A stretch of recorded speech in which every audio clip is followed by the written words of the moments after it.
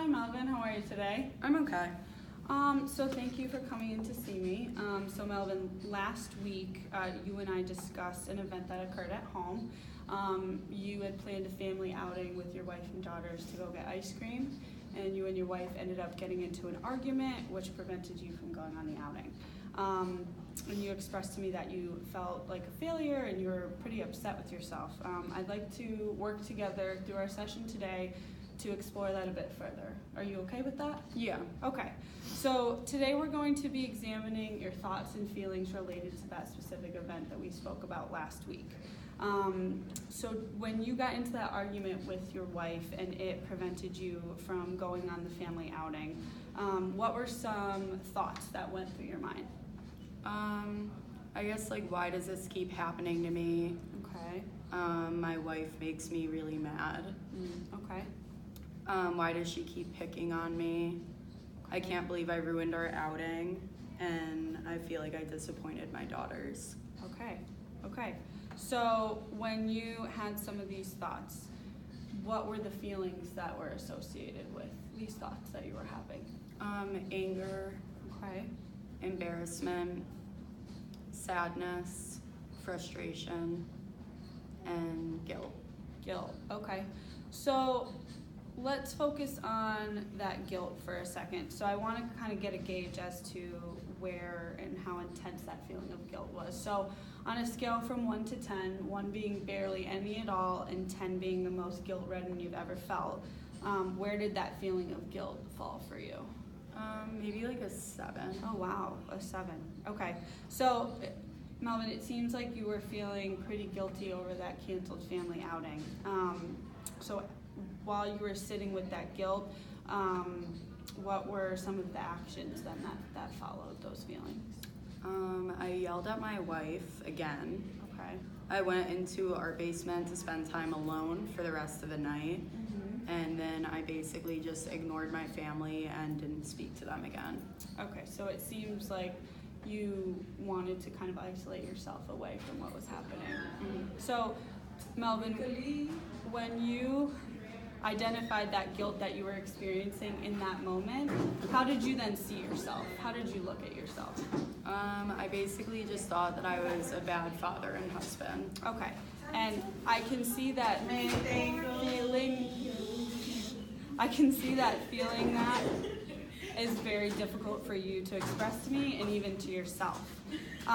So I want you to think back to that argument with your wife and that evening of the planned outing. So kind of put yourself back in that situation. In a perfect evening, what could have gone differently? I think my wife and I would have come to an agreement instead of continuing the argument. Okay, and so what would need to happen in order for that thought right there to become a reality? To be honest, I don't really think that there could be a perfect evening because I'm always so annoyed and irritated. And it's just very annoying how much my wife is always picking on me. Okay, so I hear that you're willing to make agreements with your wife, but you're unsure how to come to those agreements or that they're even a possibility. It seems like a difficult hurdle to get over. Melvin, I'd like to look in a little further into that thought that you identified with me that you feel like you're a bad father and a bad husband. Would that be okay? Mm-hmm. Okay. So together, something else I want to do with you is kind of examining the evidence for the thought and also evidence against the thought. So when I say evidence, I mean all of the experiences or events that support your thought or things that have happened to go against that particular thought. Okay?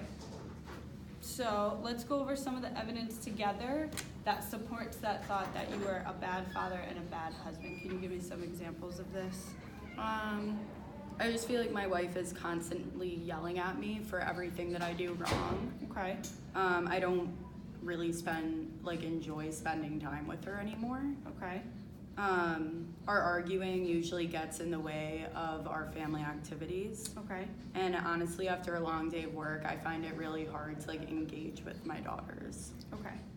So those are some really good examples for that thought. So now can we maybe think of some examples to go against that thought? Well, last weekend, my wife and I spoke about something that was bothering her, and when the conversation was over, she thanked me for listening. Oh, wow, okay, great. So can you think of maybe another one? My daughters had a science fair at school about a week ago, and I went, and they were really happy to see me there. Oh, wow, so that sounds like a really nice afternoon, so I really appreciate you sharing that with me. So Melvin, in examining these automatic thoughts, what we can do is together we can identify a pattern. And the pattern in them is sometimes called thinking mistakes. Thinking mistakes often occur whenever you experience an event that creates guilt or frustration. While looking at your automatic thoughts, you identified one of the things that seems to be happening to you is that you are personalizing and also blaming. You seem to identify and blame yourself for ruining the ice cream outing. However, both you and your wife did contribute to that particular argument.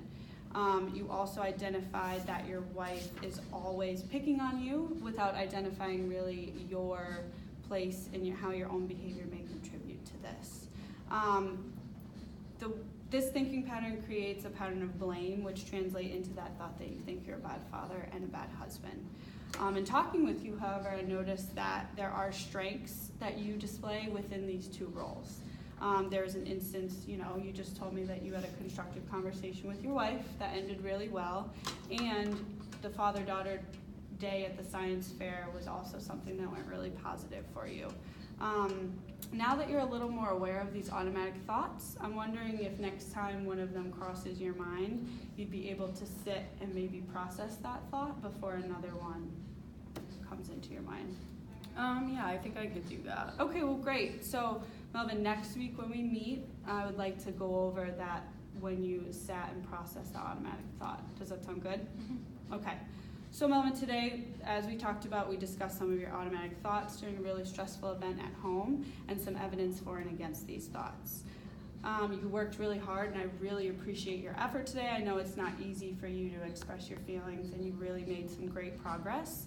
So I really thank you for your participation in this activity, and I look forward to seeing you next week.